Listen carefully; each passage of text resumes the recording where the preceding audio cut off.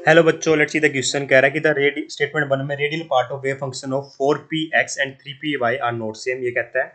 Second statement में कहता है कि radial part of wave functions depend on L and M. L eta azimuthal quantum number होता है, एम मैग्नेटिक क्वांटम नंबर होता है, और जो angular part of wave function होता है बेटा, वो कहता है कि एन और एल पर डिपेंड करता है। N principal quantum number, L azimuthal quantum number बेटा।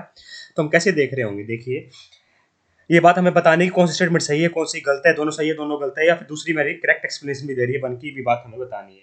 देखिए एक्चुअली में हम क्वांटम एटम मॉडल के अंदर जब कॉन्जुगेट वेव इक्वेशन पढ़ते हैं बेटा, ठीक है, तो ये सेंट्रल इक्वेशन होती है वेव मैकेनिक्स की, ठीक है। और इसकी इक्वेशन क्या होती है बेटा, ये del square psi by del X square, ठीक है। Del square conjugate wave equation की बात कर रहा हूँ बेटा, हम अभी आएंगे, हम जो स्टेटमेंट लिखी है उसी पे आऊंगा मैं डायरेक्ट ना। Del square psi by del Z square. Psi क्या बेटा, वेव फंक्शन होता है, एक्स वाई जेड बेटा डायरेक्शन को रिप्रेजेंट करता है, एक्सिस को कभी बोल सकते हो आप, ठीक है। तो 8 pi square M by H square होता है बेटा। M is the mass of electron, H is बेटा मेरा Planck constant, E minus V of psi is equal to 0, E is total energy, V is potential energy, इतना ध्यान रखना बेटा, ठीक है। तो इसमें होता क्या बेटा, इलेक्ट्रॉनिक वेव की इक्वेशन है ये ना, ठीक है। तो इसको हम क्या करेंगे बेटा, जब सोल्व करते हैं हमें वही वैल्यू उठानी है बेटा जिससे हमें रियल वैल्यू मिल रही हो।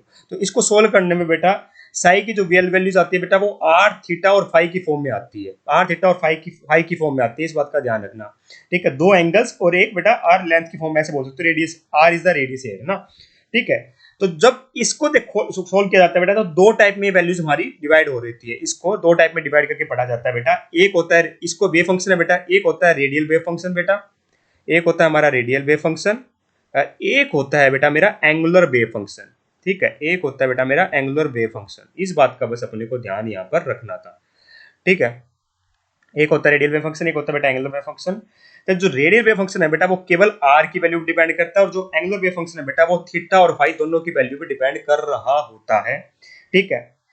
इस बात का अपने को ध्यान रखना है, ठीक है। तो ये ओरिएंटेशन ऑफ इलेक्ट्रॉन की बात करता है बेटा मेरा कौन, angular wave function. Direction of orbital की बात करता है, इसके अंदर बेटा मेरा एजिमुथल क्वांटम नंबर और मैग्नेटिक क्वांटम नंबर इस पे डिपेंड कर रहा होता है। और जो रेडियल वेव फंक्शन है बेटा, हमारा प्रिंसिपल क्वांटम नंबर और एजिमुथल क्वांटम नंबर पे डिपेंड कर रहा होता है, ठीक है। ऐसे बोल सकते हो आर एन एल से लिखा जाता है बेटा मेरा, और ये कैसे लिखा जाता है बेटा मेरा, आर एल एम से लिखा जाता है, कौन सा, हमारा एंगुलर वेव फंक्शन, ठीक है, एंगुलर वेव फंक्शन। इस बात का अपने को ध्यान रखना है। ये टोटल एनर्जी की बात ऑफ इलेक्ट्रॉन की बात कौन करता है, रेडियल वेव फंक्शन से हम पता कर रहे होते हैं साइज ऑफ एटम की भी, बस इतना ही ध्यान हमें रखना था, ठीक है। तो हमारा radial part of wave function बेटा 4px और 3py का बात करें बेटा, तो किस पे डिपेंड करता है, एन और एल पे। तो यहाँ एन की वैल्यू 4 है, यहाँ एन की वैल्यू 3 है, तो दोनों सेम नहीं हुई, बिल्कुल सही स्टेटमेंट लिखी हुई है ये तो, ठीक है। भले ही एल की वैल्यू दोनों के लिए एल एल की वैल्यू दोनों के लिए सेम हो सकती है, एल की वैल्यू दोनों के लिए सेम होगी बेटा, क्या क्या 1 1 है ना, एल की वैल्यू दोनों के लिए सेम होगी 1 1, ठीक है। इस बात का अपने को ध्यान रखना है, ठीक है। पर एन की वैल्यू डिफरेंट है, इसलिए रेडियल वेव फंक्शन का डिफरेंट है, क्योंकि एन और एल दोनों पे डिपेंड कर रहा होता है।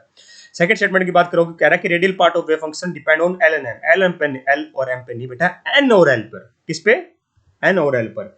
और यहाँ पे angular part of wave function किस पे डिपेंड करता है, ये एल और एम पर, ठीक है। तो उल्टा लिख दिया बेटा इसने, तो ये स्टेटमेंट हमारी इनकरेक्ट है। तो पहली स्टेटमेंट करेक्ट है, दूसरी इनकरेक्ट है। तो पहला ऑप्शन गया बेटा, दोनों करेक्ट नहीं है। यहाँ भी गया बेटा, दोनों करेक्ट नहीं है। पहली करेक्ट नहीं है, तो ये भी गया बेटा ना, नहीं पहली करेक्ट है, दूसरी इनकरेक्ट है, उल्टा लिख बोल दिया मैंने।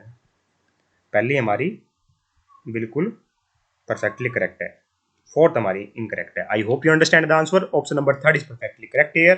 Thank you so much.